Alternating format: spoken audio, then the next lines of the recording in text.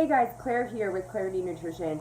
Today's video is all about diet transitions. So I'm going to be teaching you guys today how to come out of one diet and transition to another diet safely, effectively, while also minimizing weight gain, because that is the biggest concern that most people have, and one of the biggest things that does happen if that transition is not done correctly or properly, or even given just enough time. So there's a number of reasons you may want to be transitioning out of your diet. Maybe you have been following the keto diet and you've been following me and you want to transition to something a little bit higher carb, a little bit more sustainable. You could have just been in a deficit for a really long time and now ready to reverse yourself back up to a higher intake, closer to maintenance calories and macros. It doesn't necessarily mean that this transition is a bad thing. If you're in a deficit and you've been in a cut for a while, we do want to reverse you back up to maintenance, and that is a very healthy, normal thing to do. There are appropriate times to be in a keto-like diet, so being in a high-fat, low-carb diet. If you've been doing some sort of insulin reset, if you had high or poor insulin sensitivity and high insulin resistance, then you probably went through some sort of high-fat or keto-like diet to reset those insulin levels. But that's only a temporary diet. We do want to transition you out of that high-fat, low-carb diet into something that's a little bit more sustainable, bring those carbs back up, and retest that insulin sensitivity. Maybe you have just been following a diet that no longer works for you. So maybe you've been following the paleo diet or the keto diet, or none of those diets, just one diet that isn't working for you, and you're ready to transition into something that is more sustainable, something that you would like to go forward. Maybe you've been following me for the past year and you're ready to try the diet that I have been proposing for the past year. You've read my nutrition book, you're ready to make that change, but it's not something that you can do overnight. Maybe it's a little bit overwhelming. There's a number of reasons you do want to do this transition slowly and effectively. One, doing any sort of transition from one diet to another isn't just a 1 or 200 calorie difference. It's not just, we're not talking about 10 to 15 grams of carbs, protein, and fats. We're usually talking about a huge change, whether it's a caloric change. Maybe you've been eating 1,500 calories and you need to reverse yourself up to 2,500. That's a huge change.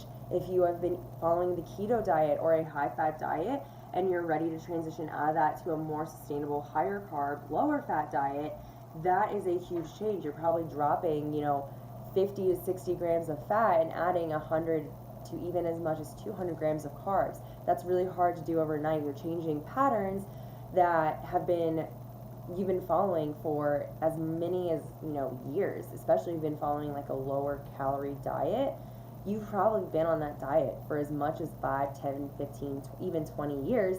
Changing that overnight is going to be incredibly hard to do. So one, just by the sense of it just being an effective transition, that's one reason we want to focus on that transition, make it something a little bit more methodical, planned out, and I guess more appropriate for you to make that transition. Another reason we do want to have a controlled and planned out transition from one diet to another is your body's not going to adjust well to that new diet. Your body's adjusted to what it's doing now, and especially for some diet transitions, going from one to another actually has a very negative side effect. So there is the thing called the keto coma, or the keto flu, not a keto coma. The keto flu, that you have flu-like symptoms when you come out of keto too fast and transition to a higher carb diet. Doesn't mean that you have to be on keto. It just means you probably went through that transition a little bit too fast. And then the last reason is simply just weight gain. If you are eating a lower calorie diet and you transition to a higher calorie diet, your body's not used to it, meaning your metabolism hasn't adjusted to that new intake, meaning when you add more food, your body's going to treat it like it's in a surplus, and that means you're going to likely gain weight. So for these three reasons, plus a number of more reasons I probably haven't mentioned, this is why you do want to have a controlled, planned out, methodical transition going from one diet to another. And Fortunately for you, it is a very easy thing to do. It's very simple to do. I guess simple is a better word than easy. It's not super easy, especially for those going from a huge change like the keto to a higher carb diet or a low calorie to a high calorie diet. It's not something that's super easy to do because we are so afraid of weight gain. When we do that transition too fast, if we do have weight gain or maybe we do experience something like the keto flu, we think, oh shit, I've got to stay on that old diet even though that old diet wasn't really working for me. So it does kind of give you a false negative if you do go too fast. So the first lesson when you are transitioning diets and changing from one to another, the first one that you've got to drill in your head is slow is fast. If the slower you go on this transition, the faster you will actually go. So say we'll use a simple reverse diet going from a low calorie to a high calorie diet. So say you're eating 1,500 calories and you should be eating 2,500. So we'll make a nice 1,000 calorie increase. If you try to go, 15 to 2,000 to 2,500 in a span of a week or 2 weeks, you're going to likely gain weight and you're going to then give that up. And then you're going to try it again, and then you're going to keep trying. And every single time you're going to fail. And it could take 3, 6, 9, 12 months for you to actually eventually do this diet. Maybe you try, doing 1,500, you go too fast, you try to bump up to 2,500 way too fast, then you ended up going back down to 1,500, and then you try to go again and it still doesn't work, and eventually you're just going to have that fucking mentality. You're going to binge, and eventually you're going to be bringing 3,000 calories into your diet, and you're going to gain weight, and then we've got to do damage control. That in itself is going to take a year to do. So it may seem less intuitive and slower on the front end, but if you take every week making 50 to 100 calorie increases, that may take 3 months, but that's going to be 3 months of successful additions, and then that 3 month span you're going to be done. Weight gain is going to be minimized, and you're going to have made that transition in 3 months, which really seemed like the longer approach versus that first approach, which ended up taking a year to repair all that damage that was initially caused. Same thing with that keto diet. If you're just making that switch relatively quick and you do get that keto flu, you go back to the keto diet, or you start having too fast addition of carbs and you start having some insulin resistance issues coming back, then you've got to reverse back and you've got to do the same thing over and over and over again. So the first lesson is slow is fast. Go as slow as your body dictates, but the slower you go, the more effective it's going to be and the less likely you are going to gain weight. The second lesson that you need to apply when you are transitioning the diet definitely is planning ahead of time. So, and understanding that your body is going to dictate this process. So everyone responds very different to what we call a reverse diet, and whether you're doing a keto reverse, reversing out of that keto diet to a higher carb diet, or reversing out of a low calorie to a high calorie diet, this process is usually best done when it's planned out. So you're planning kind of out every single week, but understanding your body may adjust differently, and everyone's body responds differently. I'll get to that in a second. The third lesson is ask for help, do your research, and considering hiring a coach that is well versed in reverse diets and can guide you through the process. Mentally, it is very hard, and I speak this from experience, that it's mentally very hard and it is not intuitive to add food in and understand that you're not going to gain weight. And if you do gain weight, what is an appropriate weight gain and what is an unhealthy weight gain? What are those signs kind of looking for, and how should you interpret them? A coach is going to help you through that process. I put so many clients through reverse diets and they've all responded differently, and the ones that did their research or kept me involved in the process were more successful in that approach and were able to effectively reverse out of that diet that they were currently in into a more sustainable, appropriate diet for them later on in life. So those are the 3 big lessons that you should apply when you are reversing out of it. So now how to actually do it. So we're going to take that 1500 calorie individual who wants to reverse up to 2500. Starting small, what I would do is you need to keep a log. I would figure out where you're at now and calculate those calories, macros, the protein, fats, and carbs using something like MyFitnessPal or Chronometer. Figure out where you're at now. The first thing that you want to change is protein. So when in a reverse diet, if you are just simply adding calories from 15 to 2500, the first thing you want to do is increase protein. So protein is going to be that first one, and all we're doing is we're making 5 calorie, maybe, or 5 gram or 10 gram increments every week or every other week. And this is where your body's going to dictate that process. For some people who have chronically undereaten for so long, their bodies generally respond very well, especially when you start with protein. It's going to start increasing that metabolism. It's going to start burning fat, and I do have some cases where when we do that approach, people do actually lose weight in this process. It doesn't happen for everyone, but it does happen. So the first goal and the first step you want to focus on is protein. And then once protein has reached its ideal number, so say they're eating 100 grams of protein, they need to be eating 150. So we're trying to aim to eat around body weight of protein.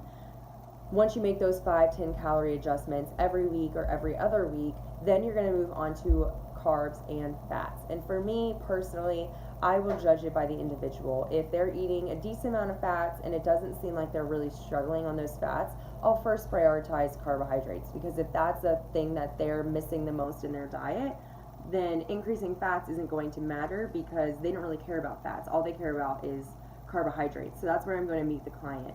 If they don't really care about carbohydrates and they really want more fats in their diet, I'll prioritize the fats. And I'll just, again, make 5 or 10 calorie adjustments in each of those every single week. Maybe I'll alternate. So sometimes when it's both are pretty low, say they're eating 50 grams of carbs and 25 grams of fats, I'll do 5 calories one week of fats and 10 calories of carbs the next week of those carbohydrates. Do note that fats have more calories per gram of serving, so you don't want to make a 10 calorie or a 10 gram increase on your fats, because that is going to be a much higher caloric addition, and if you are fearing weight gain, that is going to accelerate that process. Carbohydrates and protein both have 4 calories per gram of serving, so you can make 10, maybe even 15 gram adjustments. And then from there is just understanding what your body is needing. If you are losing weight or you find that you are craving foods and your appetite all of a sudden increases, which is something that happens a ton in reverse diets. If you've been chronically under eating, those leptin levels, which is just your hunger hormone, are shut down. Maybe not completely off, but your hunger isn't crazy. That's usually something that is a sign when I have someone in a deficit that I'm looking out for, is what happens to their hunger. If their hunger remains high, I know that their hormones are, pretty suited, pretty well going. But if that hunger starts to fall off, then I do know that our metabolism is starting to adjust. When I'm increasing intake for a lot of people, we start to see that hunger response come out. For a lot of my clients that I've put through reverse diets, they end up, maybe they're eating 1,500 calories, 1,600, don't notice a huge difference, 1,700, still don't notice a huge difference. I get to like 1,900 calories and they're like, I'm starving. And at that point, maybe I'll start accelerating that reverse diet process, because I don't want to go so slow that they eventually say, fuck it, I'm just going to eat all the food. I want to meet them halfway. That's the best part about working with a coach, is they can recognize all of this stuff for you, and they do a lot of this hard process and the methodical approach for you. They interpret the signs that your body's giving. Now, for potential side effects of a reverse diet, everyone responds differently, as I already said. You may gain weight from a reverse diet.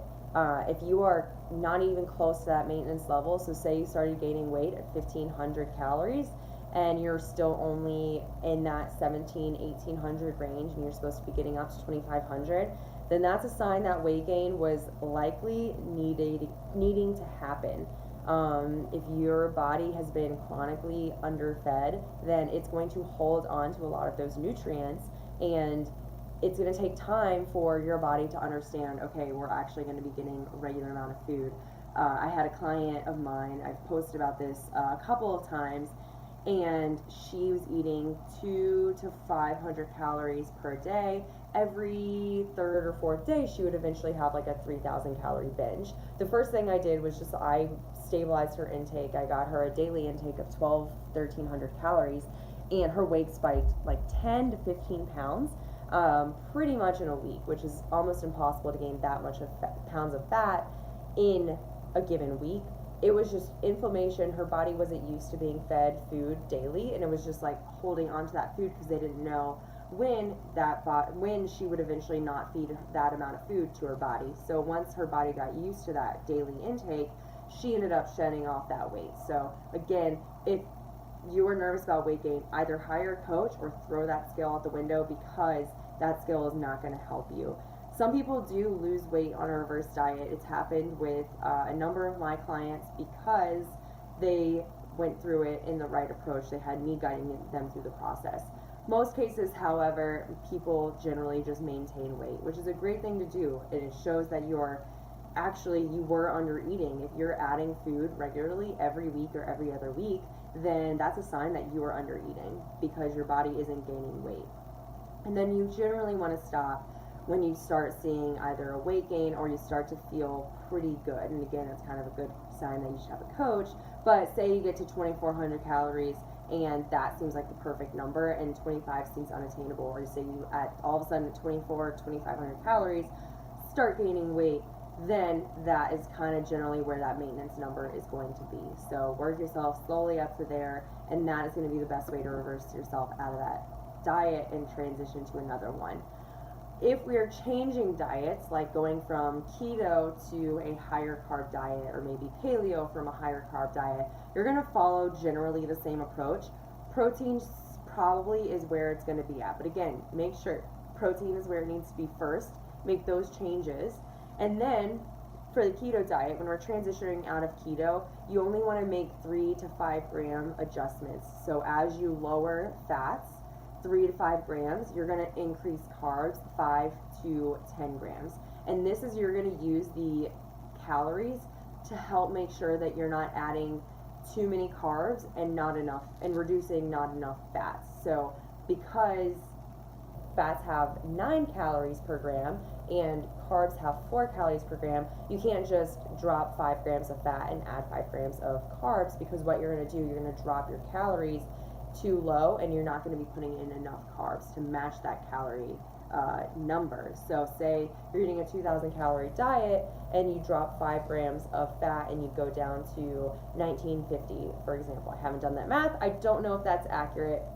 But say you gotta go down to 1950 and then you only add 5 grams of carbs, you're only going up to 1970 or 1975. And then you do that again, you're now going down to 1950. And if you make 10 additions, you're dropping down to 1750 calories, and that now you're putting yourself in a deficit. We definitely don't want that, especially if you are trying not to lose weight and you're trying to do that diet effectively. If you drop your intake in addition to changing diets, you may have a negative side effect. It's also going to take you longer, because if you get to a low calorie intake, you then have to reverse yourself out of that. So we don't want to do 2 reverse diets.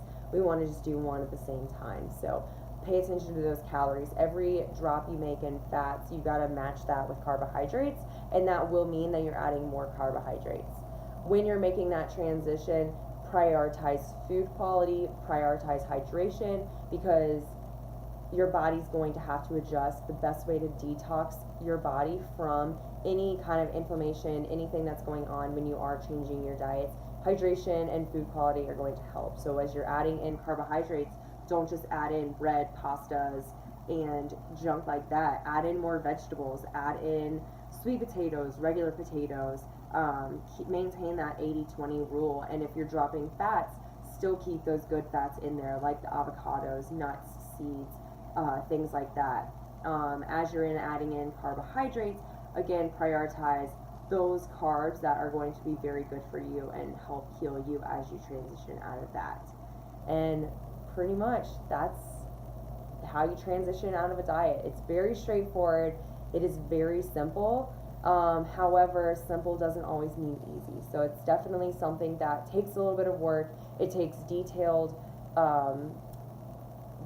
tracking and logging that intake. It takes, having an Excel sheet or something that you're able to track your weight, your calories, the process, tracking mental things like how's your energy, how's your recovery, what things are changing, what things aren't changing, making sure everything is in the right kind of area of health per se. Like make sure you're tracking your sleep and your hunger and your energy and recovery and your fatigue and your motivation. All of these things, one, are going to get you away from just relying on a number on the scale. You're going to start seeing, okay, maybe I had a 1 pound increase, but I slept 9 hours and I didn't wake up in the middle of the night. That's way better of a win than losing a pound, or gaining that 1 pound is worth it if you're getting a good night's rest of sleep, or you're able to PR your lifts at the gym. And getting away from always relying on the scale is hugely beneficial for your mental health and for your just overall diet and your nutrition, because again, your nutrition is more than just what you're putting in your body. It's how you're treating yourself, how you think of yourself, and constantly stressing about a number on the scale does have a side effect in your body. So with that, that is the basic lesson on how to transition out of diets. If you are trying to transition out of diet and this is not helpful, or you have a question about your specific case, please feel free to send me a message, either send me an email, send me a DM on Instagram. Let me know what transition you're trying to make, and we'll come up with the best game plan for you to move forward in your diet so you're able to make that transition, but not gain a ton of weight and actually effectively and quickly make that transition. With that, have a great rest of your day and enjoy.